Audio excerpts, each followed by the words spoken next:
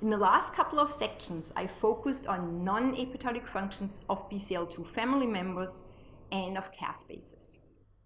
In the case of BCL2 family members, I talked about their non-apoptotic functions in mitochondrial dynamics and mitochondrial physiology. In the case of caspases, I talked about their non-apoptotic functions in development and differentiation, and specifically the terminal differentiation of spermatids in Drosophila. In this section, I would like to focus on the role of BCL2 family members and of caspases in human disease and in cancer in particular. Deregulation of apoptosis, which means that cells that should undergo apoptosis fail to do so, or conversely, that cells that should live inappropriately undergo apoptosis, can be detrimental to development and the maintenance of cellular homeostasis. In the first week of this course, we already talked about the consequences of too little or too much programmed cell death.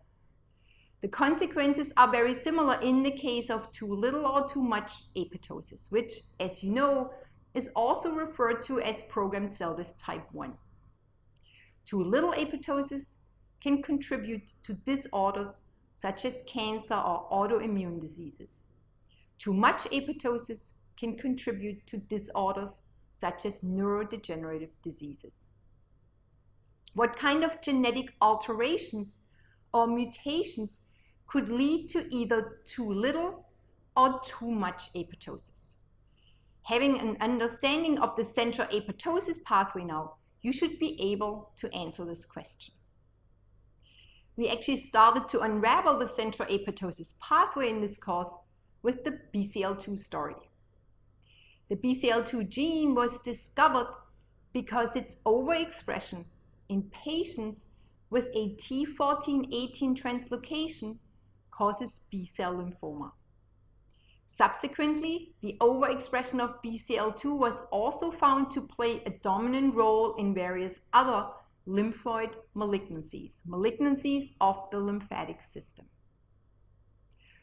Almost 30 years after the discovery of the BCL2 gene, we now know that the overexpression of not only BCL2, but also BCL-XL and MCL1 contributes to tumorigenesis and tumor progression.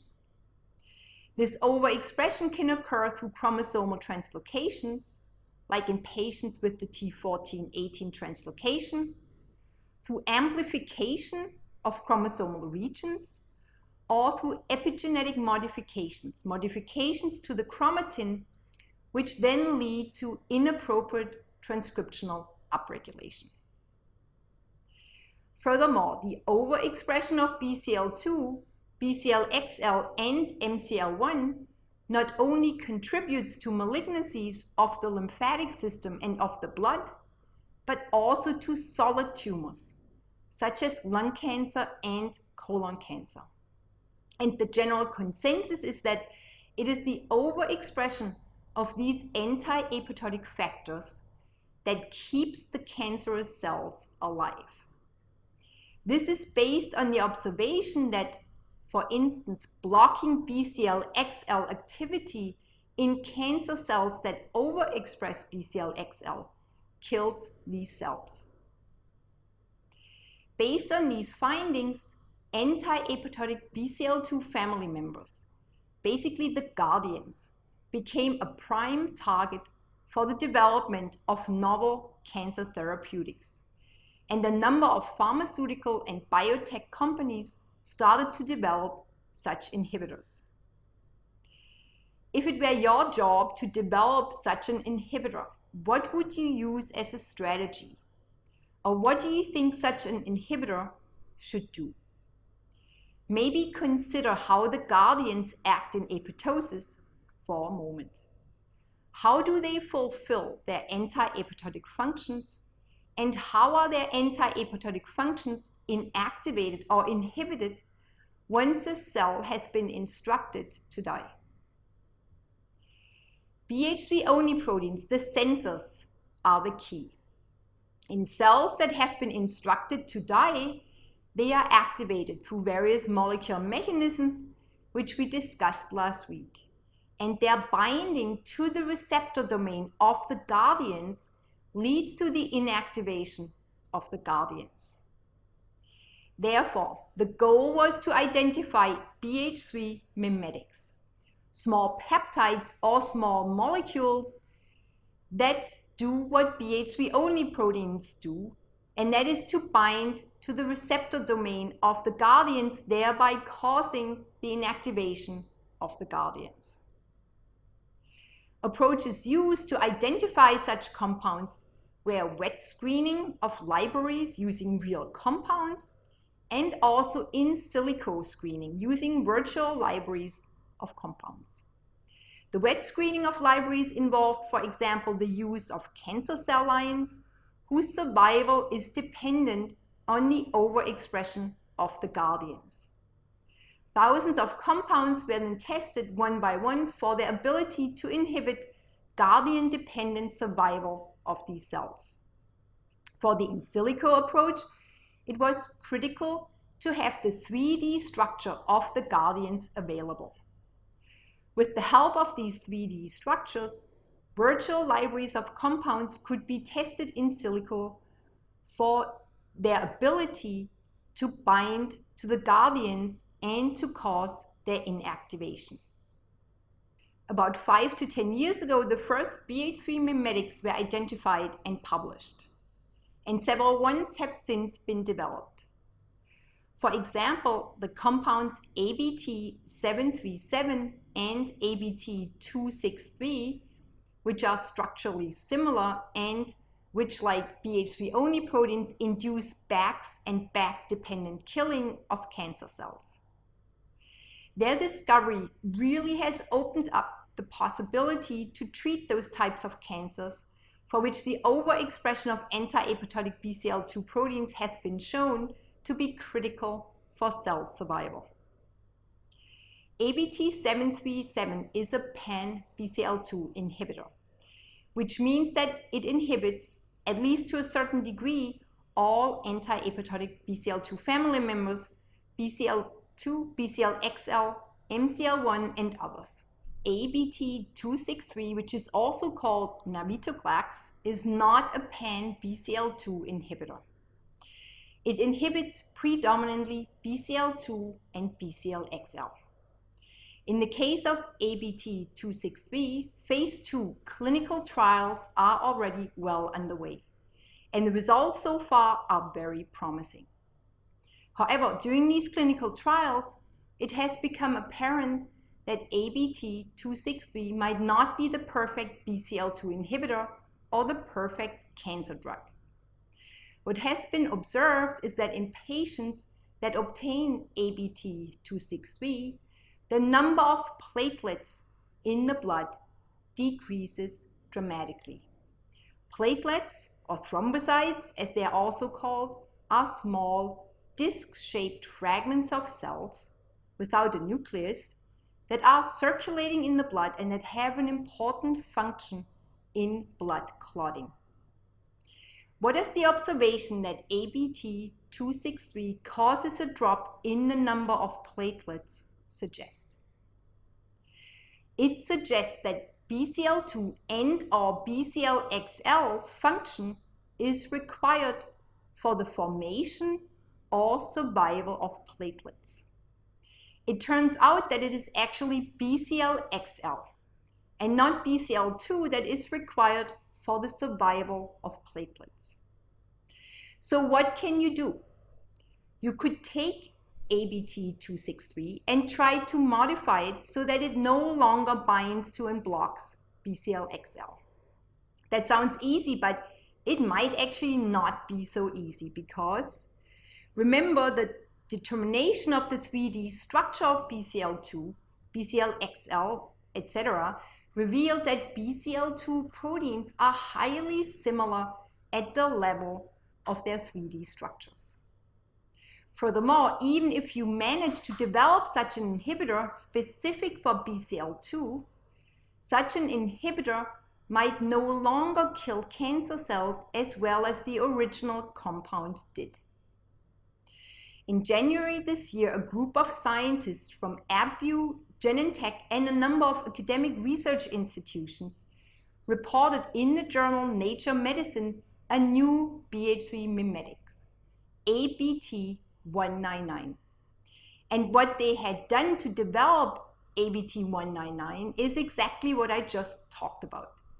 They used ABT263 and the structure of a unique BCL2 small molecule co-crystal to rationally design ABT199. ABT199 turns out to specifically bind to and block BCL2 and not BCL-XL. And in preclinical trials, ABT199 causes substantially less platelet killing compared to ABT263. Fortunately, ABT199 appears not to have lost its potency with respect to its ability to kill cancer cells. Clinical trials are underway now for ABT199 as well, and it will be very interesting to see what becomes of it. We talked about non-apoptotic functions of BCL2 family members earlier this week. And the fact that BCL2-like proteins have such non-apoptotic functions, of course, will make the use of BCL2 inhibitors, at least the long-term use, potentially very challenging. However, I'm very excited about the recent developments with BH3 mimetics, and I'm confident that they will lead to novel cancer therapeutics. BH3 mimetics are a great example how scientific insight gained through basic research can contribute to our ability to develop and design very powerful drugs. This is why I think it is crucial that we continue to do basic discovery-driven science rather than focus primarily on very goal-oriented applied research. And here's the reference for the publication of ABT199 earlier this year. Coming back now to the BCL2 superfamily. The anti-apoptotic guardians are proto-oncogenes. Their overexpression can cause and/or contribute to tumorigenesis. What about the pro-apoptotic family members? The sensors or BH3-only proteins and the effectors BAX and BAC. Are they, conversely, tumor suppressors? Can their inactivation cause or contribute to tumorigenesis? There's evidence that the loss of specific BH3-only genes causes and/or contributes to various types of cancers. For example, loss of function mutations in the BH3-only gene BAD have been implicated in colon adenocarcinomas. Similarly, loss of function mutations in BIM have been implicated in Burkitt lymphoma and mantle lymphoma. Furthermore, loss of expression of the BH3-only gene PUMA has been implicated in various types of cancers, such as non-small cell lung cancer, gastric carcinomas, gliomas, and melanomas. And finally, there's also evidence for loss of function mutations in the BAX gene in a small percentage of colon cancers and gastric cancers. So yes, BH3-only proteins and at least BAX are tumor suppressor genes, and their loss can contribute to tumorigenesis. What else is altered in cancer cells? I just told you that anti-apoptotic BCL2 proteins are often overexpressed, and pro-apoptotic BCL2-like proteins are often reduced in their expression. Are, for example, caspases altered? It turns out that when you look at the protein level of caspases in various types of tumors, you find that the level of specific caspases is often significantly reduced. For example, in about 2/3 of biopsies from gastric cancers, the levels of caspase 2, 6, and 7 are significantly reduced. In the case of caspase 8, mutations have been detected in about 5 to 10% of invasive colorectal cancers and also advanced gastric cancers. And the reduction of caspase-8 expression has also been detected in about 25% of cases of childhood neuroblastomas. Therefore, the downregulation of caspase activity through loss of function mutations or other alterations on expression levels is also a feature that is commonly found in cancer cells. If you are interested in exploring this more and in exploring the contribution of genes of the central apoptosis pathway to human diseases other than cancer, I recommend that you go to NCBI and search for appropriate review articles. More and more data is becoming available concerning these questions, in part through whole genome sequencing and exome sequencing. Furthermore, I only discussed with you the development of BCL2 inhibitors, the BH3 mimetics. But there are, of course, other drugs being developed that target other proteins implicated in cancer, such as signal transduction proteins and even caspase substrates. Again, if you are interested in exploring this more, search for appropriate literature. This is the end of week 6 and therefore the end of the course. I would like to thank the cell death community for doing such great work and for being a wonderful community to be part of. I also want to apologize actually to those colleagues whose work I was not able to discuss or mention due to time constraints. I would also like to thank the 3 TAs of the course, Sebastian, Sarose, and Ryan. They did an outstanding job, and without them, this course could not have happened. So many thanks again to the 3 of you. And finally, I would like to thank all of you who hung out with us until the end. I hope you found this course useful for whatever purpose it may be. I hope that I could give you an overview of the field and the research, which now allows you to continue to explore yourself. I also hope that you enjoyed it and I was able to get across to you my fascination for this process.